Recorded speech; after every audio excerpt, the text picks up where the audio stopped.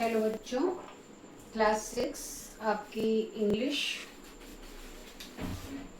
Reader का ये lesson 4 है। The donkey and the dog, एक गधा और एक कुत्ता।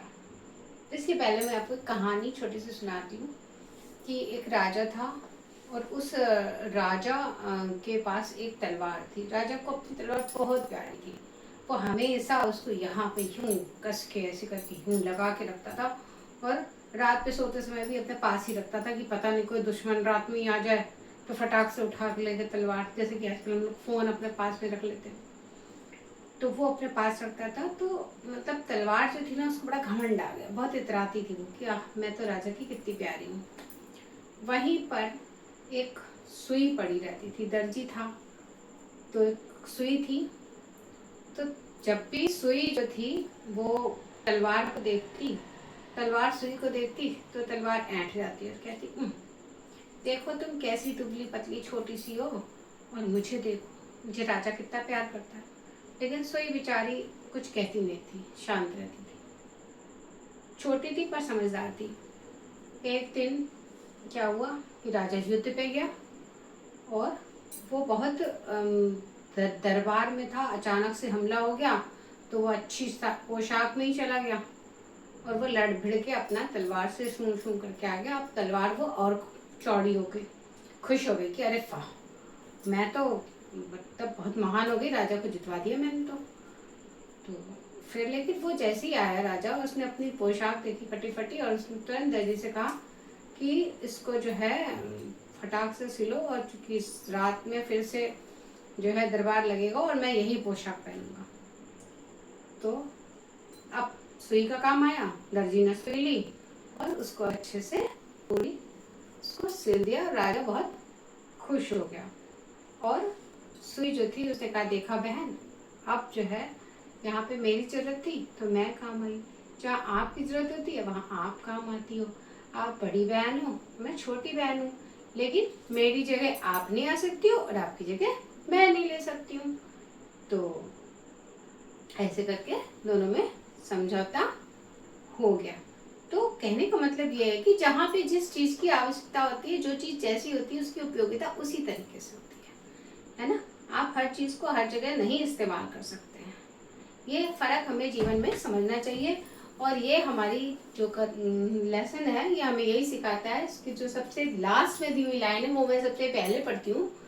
We should not try to copy, copy यानी कि नकल। वी शुड नॉट, हमें नहीं करना चाहिए ट्राई टू कॉपी, किसी की नकल का प्रयास। Other as each one of us is unique.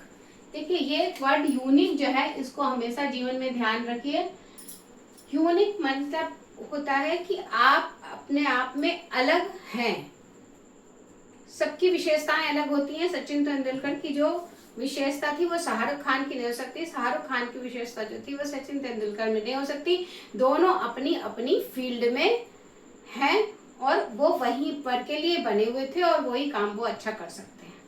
आपकी क्लास में कभी कभी ऐसा होता है कि कोई बच्चा पढ़ने में बहुत अच्छा होता है, कोई बच्चा खेलने में बहुत अच्छा होता है, कोई बच्चा बहुत अच्छी ड्राइंग कर लेता है। तो ऐसा नहीं होना चाहिए कि जो पढ़ाई में अच्छा बस वही अच्छा, नहीं, सारे बच्चे अच्छे हैं। तो हर एक यूनिक है, अपने आप में अलग है।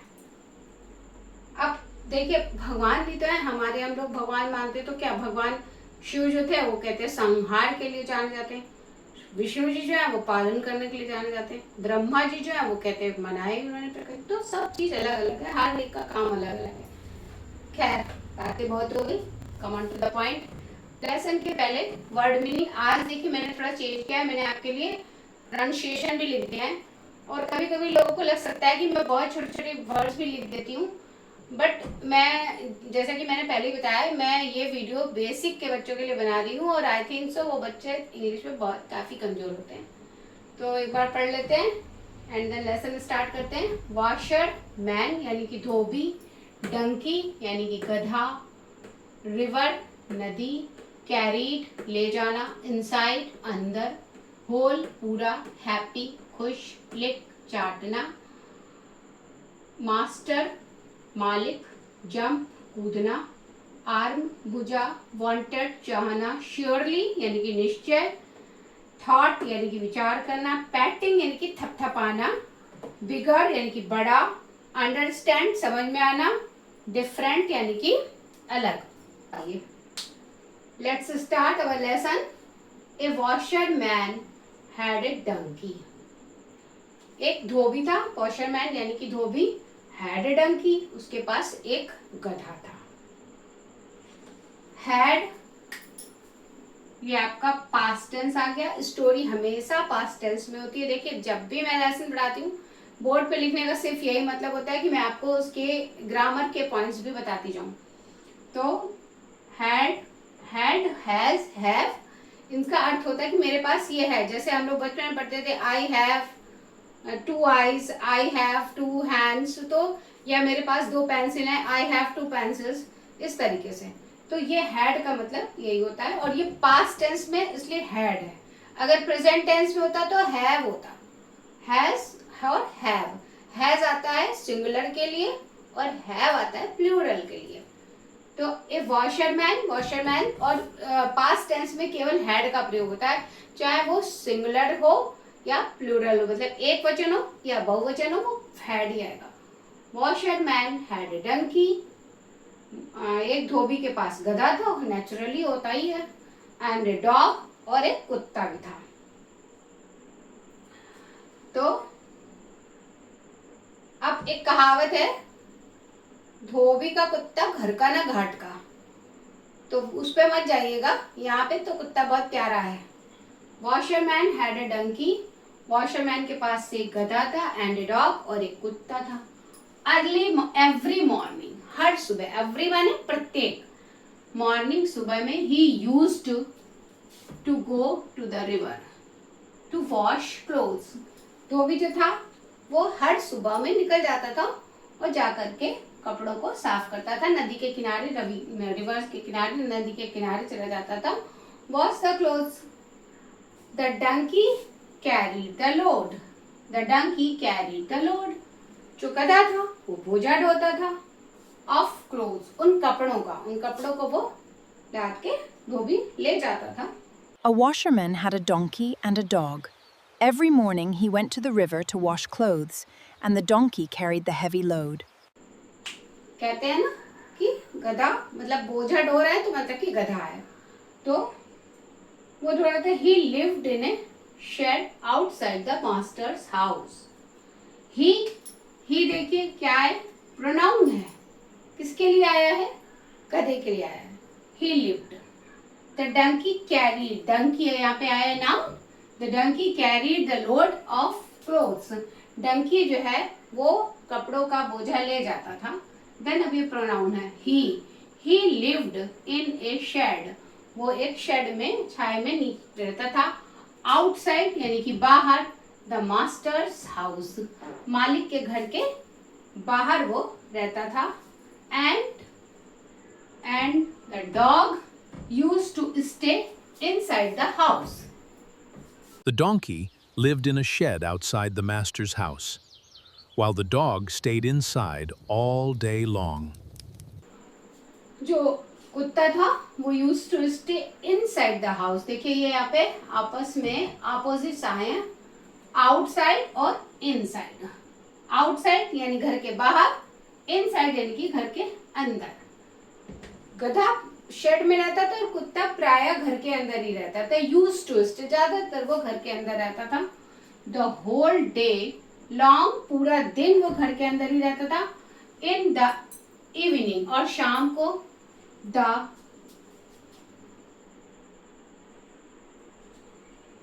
Dog used to feel happy, शाम को क्या होता था, कुत्ता जो था वो बहुत खुश हो जाता था। टू सी हिज मास्टर, अपने मालिक को देख करके। अब गधा तो बराबर साथ में रहता था अपने मालिक के, लेकिन कुत्ता जो था वो शाम को ही अपने मालिक को देखता था। तो dog used to feel happy, कुत्ता बहुत खुश हो जाता था। टू सी हिज मास्टर, अपने मालिक को देखकर। एंड जंप ऑन हिम, और उसके ऊपर कूद पड़ता था। Who's a good boy? The master used to lift the dog in his arms. अपनी बाहों में उसको ले लेता था और प्यार करने लगता था. और कुत्ता भी क्या करता था, चाटना शुरू कर देता था अपने मालिक को. कुत्ते या बिल्ली हमेशा प्यार में चाटना शुरू कर देते हैं. तो इनसाइड आर्म्स अपनी बाहों में लेता and take him inside the house, घर के अंदर ले जाता था. बड़े प्यार से वो उसको बाहों में भर के और अंदर ले जाता था.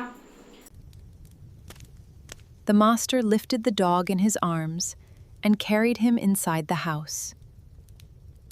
Seeing this, ये देखकर, seeing this या देख करके, the donkey also wanted to live in the house. अब गधे को देखो, यहाँ पे अच्छी बात ये है, गधे को कोई जेलसी नहीं हो रही है, कुत्ते से कोई जेलसी नहीं हो रही है कि वो कुत्ते के ऊपर चिढ़ता कि ये मालिक इसको ज्यादा प्यार कर रहा है, मैं इसको कुछ हार्म कर दूं, उसको नुकसान नहीं. बस वो चाहता है कि मालिक मुझे भी प्यार करे. तो द डंकी ऑल्सो वॉन्टेड, गधा भी चाहता था to live in the house, घर के अंदर जाना. Seeing this, the donkey also wanted to live in the house. May be if I also jump. अब देखो वो सोच रहा है, गधा सोच रहा है. मे बी माने हो सकता है. इफ माने यदि. I also jump, मैं भी. also का मतलब यहाँ पे also यानी कि भी. if का मतलब भी होता है यदि. मे भी हो सकता है, मे माने हो सकता है, मे भी हो सकता है. इफ यदि आई ऑल्सो मैं भी जंप कूद जाऊं the on him. On him किसके लिए आया है, ये वॉशरमैन के लिए आया है. तो गधा सोच रहा है कि यदि मैं भी कूद जाऊं लाइक द डॉग, कुत्ते की तरह कूद जाऊं, he will surely यानी कि निश्चय ही, he will surely lift me too, वो मुझे भी ले लेगा. ये T-O-O माने होता है भी. in his arms, तो surely निश्चय ही वो मुझे भी अपनी बाहों में ले लेगा. and carry me inside the house, और मुझे भी घर के अंदर ले जाएगा. the donkey thought, गधा ऐसा सोच रहा है. Maybe if I also jump on him like the dog, he will surely lift me too and carry me inside, the donkey thought. देखिए कितनी अच्छी बात है. उसने भी ये नहीं सोचा कि वो कुत्ते से जलन करे. उसने ये सोचा कि ये क्या करता है, काम जीवन में बहुत इंपॉर्टेंट है. तो वो गधा था, लेकिन उसके बाद भी उसने सोचा कि ये इसको क्यों प्यार कर रहा है. तो उसके काम के कारण प्यार कर रहा है. उसको लगा कि इसके ऊपर कूद जाता है, इसको चाटने लगता है, तो ये मालिक खुश हो जाता है और उसको प्यार से अपने घर के अंदर ले जाता है, बाहों में उठाता है. तो यदि मैं भी यही काम करूं, मैं भी उस मालिक के ऊपर कूद जाऊं, उसको चाटने लगूं, तो वो मुझे भी प्यार से घर के अंदर ले जाएगा. ऐसा गधे ने सोचा. बड़ा समझदार था गधा. द नेक्स्ट इवनिंग, अगली शाम को क्या हुआ, the donkey went inside the house. गधा जो था वो घर के अंदर चला गया. The next evening, the donkey went inside the house before his master. He jumped. He अब किसके लिए है, यहाँ पे प्रोनाउन है, ये गधे के लिए है. He jumped on his master's, वो अपने masters and began to lick him. वो अपने मालिक पे कूद पड़ा और begin माने की शुरू कर दिया. lick him किसके लिए आया है, प्रोनाउन है, वॉशरमैन के लिए आया. उसको चाटना शुरू कर दिया. The master did not lift the donkey. तो मालिक ने गधे को नहीं उठाया, उठा भी नहीं सकता था गधे को. He took him to the shed. वो उसको पकड़ के ले गया घर के बाहर. चलो. The master did not lift the donkey. Instead, he took him back to the shed. But उसने उसको मारा नहीं. देखिए गधे को उसने मारा नहीं, मे बी कि वो उसकी भावना को समझ गया. पैटिंग द डंकी, उसने थपथपाया, गधे को थपथपाया. Patting the donkey, the master said, अब मालिक ने कहा, टू हिम माने कि गधे से, प्रोनाउन है him. You are not like the dog, तुम कुत्ते की तरह नहीं हो। यू आर मच बिगर, तुम बहुत बड़े हो। सो अब मच क्या है, कंपैरेटिव है, देखिए तुलना कर रहा है कुत्ते से। यू आर मच बेटर, तुम उससे, सॉरी मच बेटर नहीं, यू आर मच बिगर, तुम उससे बड़े हो। किससे बड़े हो, कुत्ते से। So you can not come inside the house, इसलिए तुम नहीं रह सकते घर के अंदर। कैन नॉट, कैन का प्रयोग जहां पर भी होता है सका सकी आ जाता है हिंदी में। सो यू कैन नॉट, तुम नहीं रह सकते। कम, तुम नहीं आ सकते। कम इनसाइड द हाउस, तुम घर के अंदर नहीं आ सकते। The master further added, further माने और ज्यादा जोड़ा, एडेड माने जोड़ना, फर्दर माने और भी जोड़ा मास्टर ने, मालिक ने। और क्या मतलब, ये तो देखिए वास्तविकता थी, कुत्ता छोटा होता है और गधा, इन कंपैरिजन टू डॉग गधा बड़ा होता है। तो उसने वास्तविकता बताई उससे कि तुम घर के अंदर नहीं आ सकते हो, तुम काफी बड़े हो। You are also heavy and so you must not jump on me, उसने ये भी जोड़ा। You are also happy, oh sorry heavy, तुम बहुत ज्यादा भारी हो। हैवी, हैवी यानी कि भारी। जैसे हम लोग कहते हैं ना, ये टू हैवी, ये बहुत हैवी हो गया है। कभी कभी खाने के लिए भी कहते हैं आज खाना बहुत हैवी हो गया। तो हैवी यानी कि भारी। तो उसने मालिक ने गधे से कहा, यू आर ऑल्सो हैवी, तुम बहुत भारी भी हो। And so you must not jump on मी, इसलिए यू मस्ट, मस्ट माने चाहिए। सो you must not jump on मी, तुम्हें मेरे ऊपर कूदना नहीं चाहिए। देखिए ये यहाँ पर शुड आया था और ये दूसरा है मस्ट, दोनों का ही अर्थ होता है चाहिए। हिंदी में जब इसका प्रयोग करते तो आता है चाहिए। शुड होता है जैसे यू शुड स्टडी रेगुलर, आपको पढ़ाई करनी चाहिए, एक राय दी जा रही है, एक सुझाव दिया जा रहा है कि आपको ये काम करना चाहिए, है। तो अब मस्ट होता है, मस्ट बिल्कुल सख्ती के साथ, you must not go there, तुम वहां नहीं जाओगे। तो ये मस्ट यानी कि सख्ती के साथ में जब कोई बात कही जाती है तो वो मस्ट आती है। तो तुम्हें पढ़ना चाहिए, ये सुझाव दिया गया कि तुम्हें रेगुलर पढ़ना चाहिए। लेकिन अगर अब आप फेल ही होके बैठ जाए तो फिर बहुत सख्ती के साथ कहा जाएगा, you must read 2 hours in a day, 2 घंटे आप घर में पढ़ाई करिए। तो शुड और मस्ट दोनों चाहिए के लिए प्रयोग होते हैं। शुड सलाह या सुझाव है और मस्ट सख्ती के साथ कहा जाता है। तो सो you must not jump on me, तो यहाँ पे गधे ने क्या, सॉरी मालिक ने क्या कहा, गधे के से सख्ती के साथ कहा कि तुम्हें मेरे ऊपर कूदना नहीं चाहिए। क्यों नहीं कूदना चाहिए, क्योंकि तुम भारी हो। I can lift the dog, मैं कुत्ते को उठा सकता हूँ। But I can not lift you, मैं तुम्हें नहीं उठा सकता हूँ। I can lift the dog but I can not lift you, मैं कुत्ते को उठा सकता हूँ पर तुम्हें नहीं उठा सकता हूँ। बट लेकिन I love you as much as, बहुत प्यारा शब्द है, एज मच एज, उसी तरह जैसे कि, एज मच एज, उसी तरह उतना ही, आई लव द डॉग, मैं तुम्हें उतना ही प्यार करता हूँ जितना कि मैं कुत्ते को करता हूँ।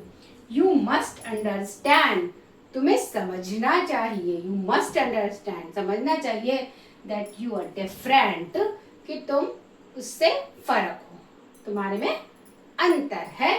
ये बात मालिक ने गधे को बड़े प्यार से समझाई। The donkey is not like the dog. They might be different, but are loved equally. तो भाई गधा भी गधा नहीं था और मालिक भी गधा नहीं था, क्योंकि अगर मालिक गधा होता तो वो क्या करता, उठा के डंडा उसको मारना शुरू कर देता। दोनों बहुत प्यारे थे, गधे ने अपनी तरीके से बुद्धि लगाई और मालिक ने अपनी बुद्धि लगा करके गधे को समझा दिया, दोनों को बात समझ में आ गई। तो ये कहानी हो गई खत्म। इन वर्ड्स को आप अच्छी तरह समझ लीजिए, लेसन को समझ लीजिए, इसके अंदर जो नाउन प्रोनाउन का यूज हुआ है वो समझ लीजिए, और शुड और मस्ट का प्रयोग मैंने समझा दिया। एंड जीवन में ये हमेशा याद रखिए we should not try to copy, हमें किसी की कॉपी नहीं करनी, नकल नहीं मारनी, क्योंकि other as each one of us unique, हम में से हर एक बिल्कुल अलग है. We should not try to copy others, as each one of us is unique. Thank you for watching. Like and subscribe.